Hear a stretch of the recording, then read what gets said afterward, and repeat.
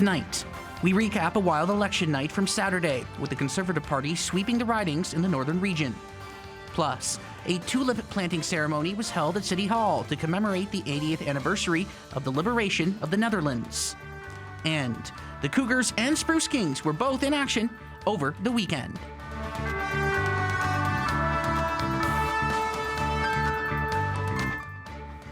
Good evening, folks. I'm Eddie Huband, and welcome to CKPG News. Our top story tonight, there's still no clear winner from Saturday's vote. In riding after riding, the two main parties duked it out late into the evening, with supporters cheering every incremental lead. In fact, the results in two ridings are close enough to trigger an automatic recount. But through it all, NDP leader David Eby is signaling he intends to stay on as premier. Still no clear winner in the provincial elections. Instead of a victory speech, both sides took to the stage to say a win was within reach. We don't know what the final count's going to be in the province, but what we do know is that there was a clear majority for the progressive values. There is just a couple of seats that are just within 20, 30 votes that could very easily flip for us. David Eby sent a statement reading in part, while the count will be finalized in the days ahead, our BC NDP team won the most votes and we hold the most seats. However, we did not secure a majority government. Election night ended with NDP holding 46 seats, Conservatives 45 and Greens 2. 47 are needed for a majority, and the number of seats could still change. Less than 100 votes separate candidates in Wanda-Fuka-Malahat and Surrey City Centre, so a recount will take place. Fast-growing communities such as Surrey sending a clear message to the NDP. We got to do better. And that was our commitment to British Columbians. We got to do better, and we will do better. We will do better. We'll support people at the cost of daily life. We'll support them with affordable housing and better health care and a strong and prosperous economy and safe communities. Everywhere we went, we heard the same thing. People were hungry for common sense change in British Columbia. And that belief kept growing. That belief right around this province kept building to the point today now where we now have the strongest Conservative party that this province has seen in 100 years. The Greens will send 2 MLAs to Victoria, but leader Sonia Furstenau lost her seat. Once again, they could be holding the cards when it comes to the balance of power. I think it's the same role that we proposed to the electorate in the election campaign. It's to moderate and stabilize and collaborate and sometimes mediate between the two other big parties. Counting continues with Election BC, with final counts happening between October 26 to 28. And in northern BC, the Conservative Party enjoyed a hugely successful night. The party swept the ridings of North Caribou, PG Mackenzie, PG Valemount, and the Chaco Lakes.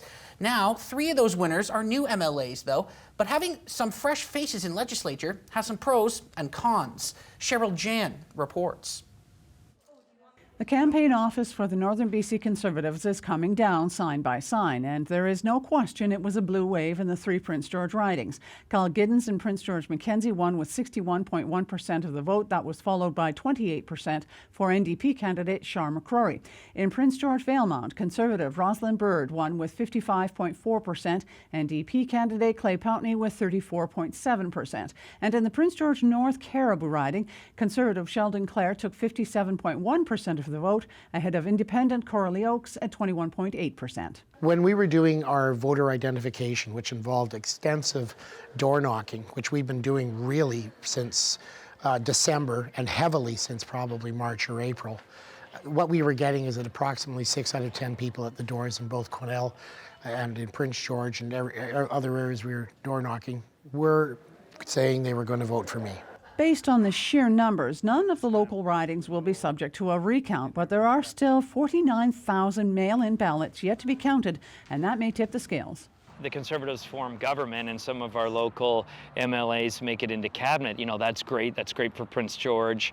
On the other hand, the silver lining might be, they're all new MLAs, getting to learn the ropes in opposition for a few years isn't necessarily a bad thing. Whenever the BC legislature resumes sitting, it will look nothing like this. And Chris Beach says it's always good to have fresh faces around the table. When you have people that have been there a long time, it doesn't matter how open-minded they are. They're used to certain ways of doing things, and maybe, you know, they've got their biases like anybody else. So I think new blood, new MLAs, I think it's crucial. Regardless of what happens in a week's time with recounts and new counts, Claire says a message needs to be sent. The experience is what's got us into the mess that we're in. We need to have a new look. The people have spoken, and they are not happy with what's going on. That's clear, regardless of who ends up forming government in a week when we hear the final counts. The people have spoken, and they're not happy. And I think that's the case on both sides of the spectrum. And while the constituency office is coming down, there are still a lot of unknowns and a lot of work to be done before anyone graces the halls of the legislature. Cheryl Jan, CKPG News. And one of the surprises of the night was Conservative candidate Sheldon Clare running away with the PG North Cariboo riding after many expected a tight race with independent Corley Oaks. Now, we had a chance to catch up with Oaks to get her reaction on Saturday night, and despite the loss, she was gracious in defeat. Have a listen. First, I want to offer my congratulations to Sheldon and his entire team. Look, campaigns are tough. He worked hard. Wish him all the best. First wanted to say that. And I just wanted to say thank you to my incredible team. Look, I have had some of the team on my campaign with me since 2005. I've been elected office in some capacity for almost 2 decades. And so, while it wasn't the results that we were hoping for, we're excited to finally get back out into the private sector. I know that there's lots of opportunities out there, and I already have some projects in mind next week. The first, we need to be supporting the College of New Caledonia. We need to be making sure we're supporting the post-secondary institutions in our region. We need to make sure that we're supporting our healthcare. And I'm actually also looking forward to volunteering. That's one of the biggest things that I've missed being an MLA, is to be getting out into the community and volunteering. It fills me up, it fills my soul. So yeah, I'm looking forward to getting back out and doing that. We'll shift to civic politics now, and there he is. Tommy Osborne joins us now. He will be filling in tonight at the council meeting as council convenes. So, Tommy, let's take a look at this agenda here. The biggest item of the night is going to be a motion looking to move forward with the building of a psychiatric care facility. Now, this has been a topic for a couple weeks now. What's the latest here that's going to be going on tonight? Well, as you know, this has been weeks in progress, and it's a hot button issue. I'm sure the entire community knows that. So the council is trying to push forward moving with this.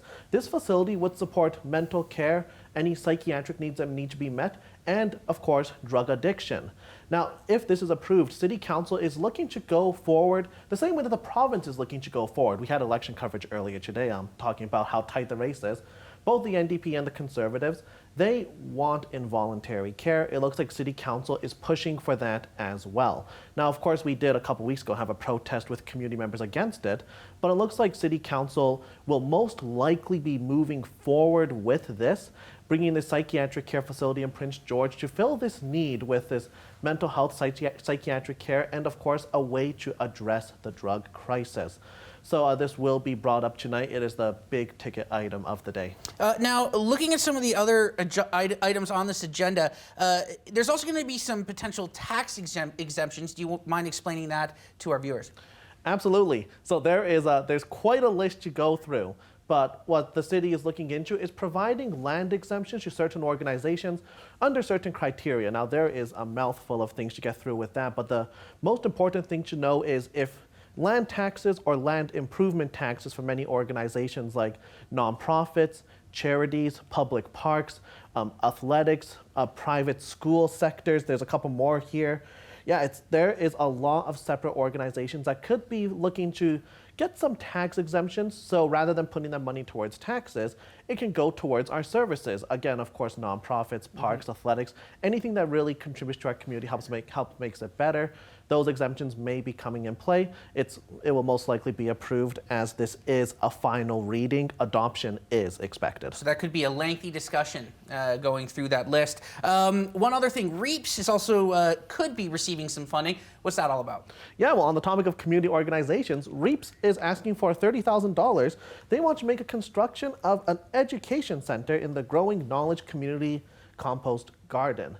So what REAPS wants to do here is this workspace for $30,000. It'll be a place to hold workshops, educational seminars, a place to gather. This will look to be passed through as well. It seems like City Council is leaning positively towards this grant, and the motion is asking the city to support this and support the grant, which will most likely go through. All right, Tommy, thank you very much for that, and we'll have follow-ups on this throughout the week. Tommy, thanks for joining us tonight. Of course. In other news, a note from the RCMP to the public as search and rescue teams have been mobilized to help find a missing hunter. RCMP say James Joseph Edmund Barnes has been missing since Friday after going grouse hunting in the Chetwynd area. He went hunting in his gray Chevy pickup with his golden retriever and was last seen between 11 and 11:30 a.m. on Friday on the Ground Birch Road off the 269 road. His vehicle has been found, but James and his dog were nowhere to be seen. He's 28 years old, 5'11", 201 pounds, with brown hair, brown eyes, and a mustache. If you have any information, please call police. Employees of a Teck Resources Highland mine in the Logan Lake area, west of Kamloops, say concerns around dust exposure have hit an all-time high.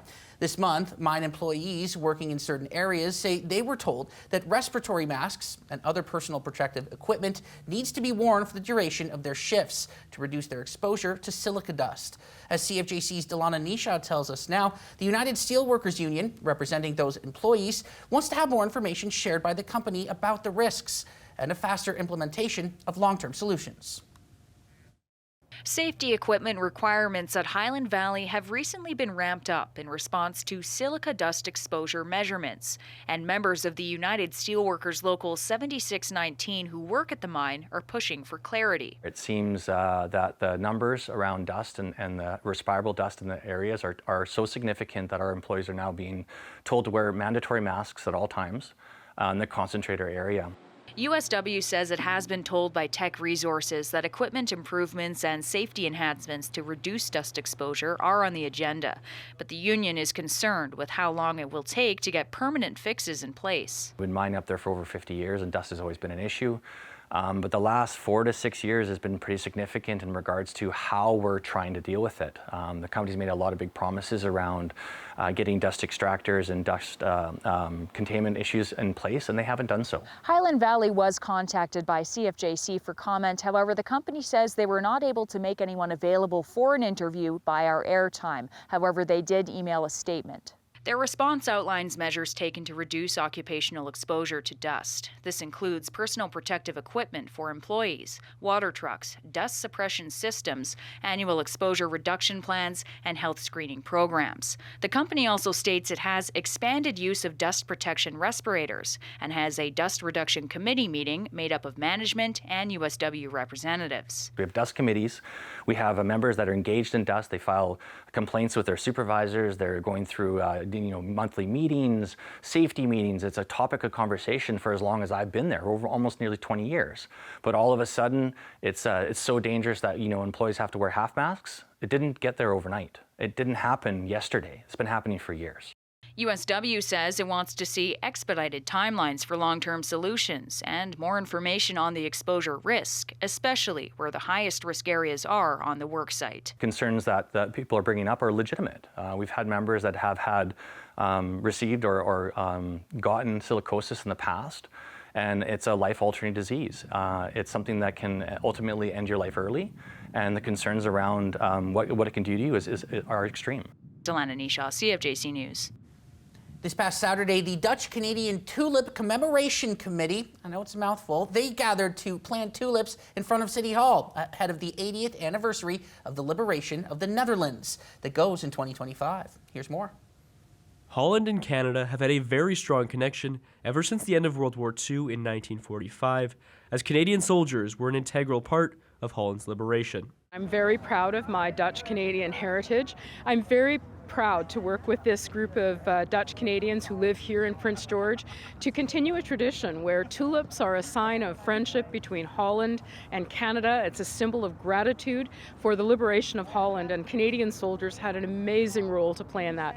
More than 7,600 Canadians died fighting for the freedom of Holland, and in return they were sent 100,000 Dutch tulip bulbs for the country's involvement in the Second World War. But for some, the roots between Holland and Canada go even further back than their liberation. My own mother lived through World War I as a teenager. She came to Canada with her family in 1928, and they farmed in Canada. I would say development of the families that are here is many of them are born in Canada like myself, but many of us were also raised to speak the Dutch language, which we were. And there's also just the camaraderie here with this group. The Dutch stories usually fly around. A big reason for the large Dutch-Canadian population is because after Holland's liberation, nearly 2,000 Dutch women married Canadian soldiers, creating generations of Dutch heritage growing up and residing in Canada. I remember my mother telling me so many times how grateful the Dutch people were to see those soldiers coming into their communities and basically rescuing them. So it's so important that new generations carry that on. Today we're so lucky to have grandchildren here that will help carry on this tradition in Prince George. Even though it's been nearly 8 decades since Holland's liberation, the importance of continuing to honor the monumental event is imperative. The message is clear. I mean, we never want to see the wars that we have dealt with, and even today that we are dealing with, but it's a fact of life. But to always remember is a significant piece here. The tulips were planted on October 19th, so when they bloom in the spring, they'll be prepared for the 80th anniversary of the liberation of Holland on May 5th, 2025. Jaden DeMello, CKPG News.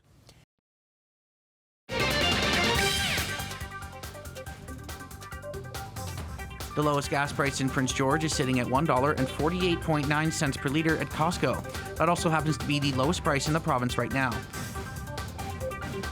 Manitoba has the lowest fuel prices on average in the country at $1.32.6 per liter, while BC has an average price of $1.67.9 per liter. CKPG Sports is delivered by Domino's. Join the Domino's Lunch Club with 25% off all regular price pizzas every day. Visit domino's.ca to join the club. Both the Cougars and the Spruce Kings were both in action this past weekend, with the Kings looking to snap a 4-game losing streak and the Cats trying to build off an 8-1 beatdown of the Medicine Hat Tigers. Jaden DeMello brings us more. The Cougars hit the road to Lethbridge, Alberta to play the Hurricanes, who hadn't lost a home game in regulation entering Friday night's matchup. And it was the home side that got the upper hand early, as Will Sharp got a lucky bounce off the stick of Ravensbergen to break the scoreless tie, and Lethbridge would keep their foot on the gas pedal before the end of the first frame. To the midpoint, it's Gazowski. He fires off the goalpost. It's in, they score! Entering the second, down 2, the Cats were desperate to get the next one. Can he find Lajoie? Maybe on a chance. Here he comes. Jet Lajoie scores! Jet Lajoie out-muscles the defenseman. Lajoie's team-leading 7th goal would only cut the deficit to 1 for less than 2 minutes, as the Hurricanes would hit right back, with captain Noah Chadwick finding the back of the net. After allowing the goal, Prince George wasted no time clawing one back. Seymour dragging, shooting. McNutt a chance, he scores! McNutt's tally would once again bring the Cougars to within 1, but it seemed they were just a step behind Lethbridge all night, as they'd allow a deflating 4th goal with under 30 seconds left in the period, and 3 unanswered in the final frame, dropping the contest 7-3. On Saturday night, the Spruce Kings returned to Copar Memorial Arena for their first home game in 2 weeks, with the Chilliwack Chiefs in town. Looking to snap a 4-game losing streak, the Kings came out firing in the first period. To the middle, coming, back to short, stop, rebounds, to the side, they score! Brogan McNeil! McNeil's first marker of the season gave the home side the lead that only lasted 7 minutes, as the Chiefs would hit back with a power play marker of their own. After conceding another in the second frame, the Kings were desperate, with less than 3 minutes left in regulation. Zaki driving, passes through, tip, they score! Carter Hasselgrave The Spruce Kings have tied the game! As the puck just barely crossed the goal line, that tally would force OT, and with nobody able to end it in the extra period, a shootout was needed. Still in on the right, works it in to the backhander, scores. Montroy in, Wait, forehand scores! Elfering in, Wait, looks, backhand, forehand, scores. It took 5 rounds to decide a winner, and after the Spruce Kings took the extra point earlier this season in Chilliwack, the Chiefs returned the favor on the road to keep the Kings winless over their past 5 games. Jaden Nemello, CKPG News. Good evening again, everyone. A cold one out there today, and tonight we'll see those temperatures really dip down as well. This is a satellite map taking you back from earlier today. We did have some cloud cover, but still some nice sunny sky in there, or some brighter skies in and around. So it is a really decent pattern in terms of conditions, because we do have a lot of sunshine to talk about, but the Arctic air is really settled in. So here's our futurecast. Not a lot happening. That atmospheric river that was impacting the south coast, a little bit left over towards the southeast corner of the province, but now pushing off to Alberta. We had some snow in parts of southern Alberta today, and that may continue into tonight as well. But for us, it's a pretty uneventful forecast in terms of any real systems. The next best chance, I think, for us to see significant precipitation of any kind will likely be later on into the week. So we'll just take some colder temperatures at the moment with this Arctic air. Up in the Peace, 7 degrees, sunny sky though, beautiful there. 6 degrees for us in Prince George. We're looking at temperatures around +4 over towards Valemount, so a little bit cooler there, and then down through the southern interior, Okanagan, south coast, still into the double digits, but certainly seeing a cooler pattern as the later part of the week comes. So beautiful up and down the coast as well, especially north and central coast. Beautiful today and going into tomorrow as well. So our broadcast region looks like this. 6 degrees our high tomorrow. Again, with the Arctic air, the overnight lows will be very cool. So tonight down to about -9, but with a wind chill, it'll feel a little bit more like -14. So that's kind of where we're at in terms of our temperatures. 7 degrees, Vanderhoof, Quesnel, 8, Burns Lake, some sunshine there. The sunny sky makes it feel a little bit better, even though we are seeing a much cooler pattern. So it will be a little bit warmer tomorrow than it was today. 12 degrees, Vancouver, beautiful along the west coast after a whole lot of rain over the weekend with that atmospheric river. 8 degrees in Edmonton, and again, some nice bright skies. We're seeing temperatures much cooler in through Regina and Winnipeg. 5 degrees with rain showers, Regina, and even a mixed precipitation in Winnipeg for the day tomorrow. Further east, though, the temperatures have been absolutely fabulous in places like Montreal and Toronto, even along the Maritimes, some pretty good weather as well. And yes, that does continue into the day tomorrow. So not a bad look across Canada. Sunny skies late week for us, and really we're going to start to see that again going into our day tomorrow. So a mix of sun and cloud, and the sun will hold for the next few days, but it will be cool. So down to -9 tonight in Burns Lake. Very cold tonight. Again, a little bit cooler than that likely with a bit of a wind chill. 8 degrees for the high tomorrow, mostly sunshine. Afternoon showers are possible on Wednesday.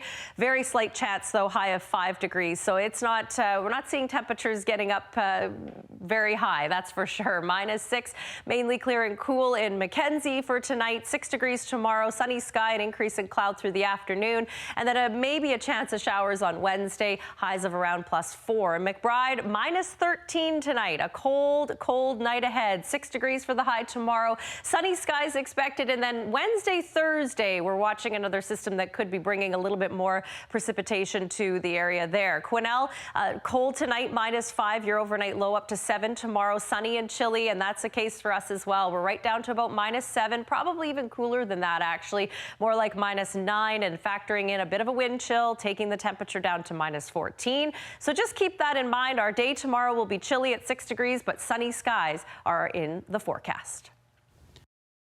CKPG Sports is delivered by Domino's. Join the Domino's Lunch Club with 25% off all regular price pizzas every day. Visit domino's.ca to join the club. This past weekend, the UNBC men's and women's soccer teams wrapped up their seasons with their final 2 games on the road. Have a look. The men were in Kamloops for a Friday-Saturday doubleheader, looking to finish on a high note against the TRU Wolfpack. They came out flying in Game 1 thanks to a Hagon Kim free kick goal, as his first Canada West marker would stand as the winner. While they secured their second win of the season, that would be Connor Lewis's final game in the green and gold, as he was sent off in the 90th minute for his second yellow of the match. Without him, they battled hard, erasing a 1-0 deficit in the 83rd minute, but ultimately fell 3-1 in their season finale to wrap up the year with a record of 2-12-2. On the women's side, they were in Langley to open up their final weekend against the Trinity Western Spartans. The home side got off to a blistering start, bagging 4 goals by the 17th minute, and despite Cameron Klein netting her second career Canada West goal, the T-Wolves dropped the contest 5-1. On Sunday, they traveled to Fraser Valley for their final game of the season against the Cascades. Despite allowing 2 first-half goals, UNBC fought hard till the end as Sarah Lapine scored her first goal in the green and gold in her final appearance as a Timberwolf, but the Cascades would sneak out with a 2-1 victory.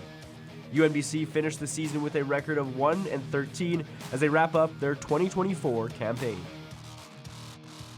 Tonight, CKP3 showcases an incredible game-opening play, a show-stopping stop and revenge, and a last-gasp attempt for an incredible comeback.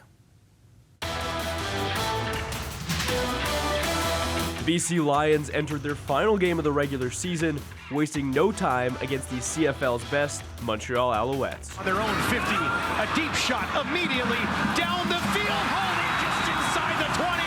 How about starting it with a bang into the hands of Justin McInnes? McInnes' grab on the first snap of the game led to a Lions TD. And while Steven Stamkos definitely didn't score in his first shift as a Predator, he was looking for his first against the Red Wings on Saturday.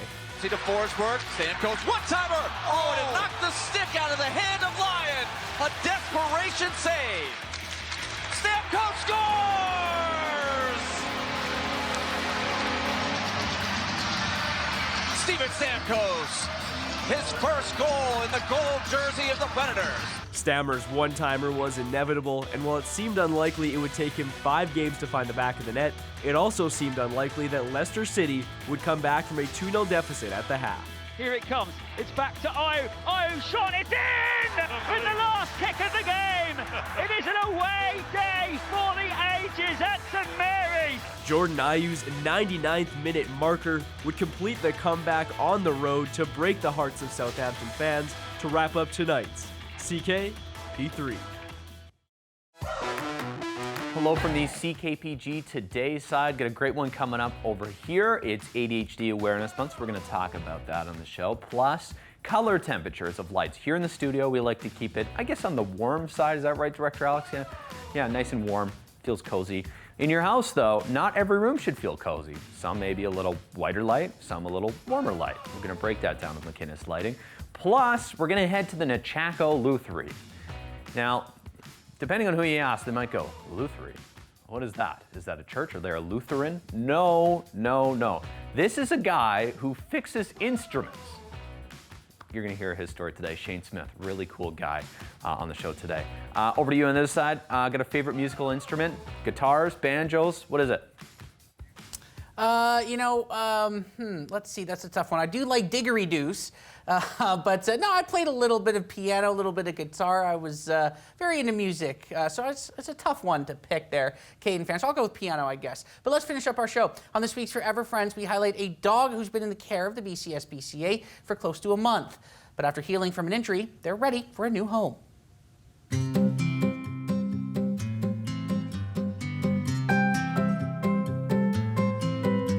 Say hello to Missy, a 2-year-old Anatolian Shepherd who came into the care of the BCSPCA with some unknown head injuries.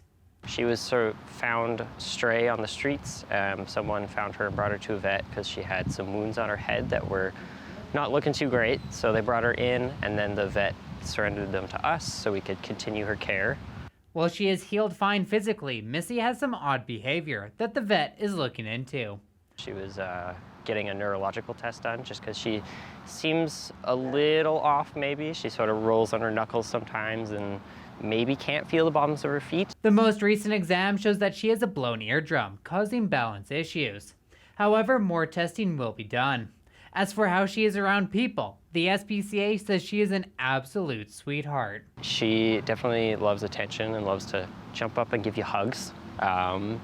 She's very playful and energetic. However, they do recommend that Missy go to a family that can spend some time with her and is able to teach her how to be a calm, cool, and collected pup. She does have a little bit of resource guarding, so that's something that she would also have to work through. But she's food motivated, she takes treats from you fine. It's just when she's eating her dinner, she doesn't necessarily like you being right there with her. If you would like to adopt this adorable Anatolian, visit the BCSPCA online or in person. She's a very sweet girl. She deserves a loving home. Sam Benison, CKPG News.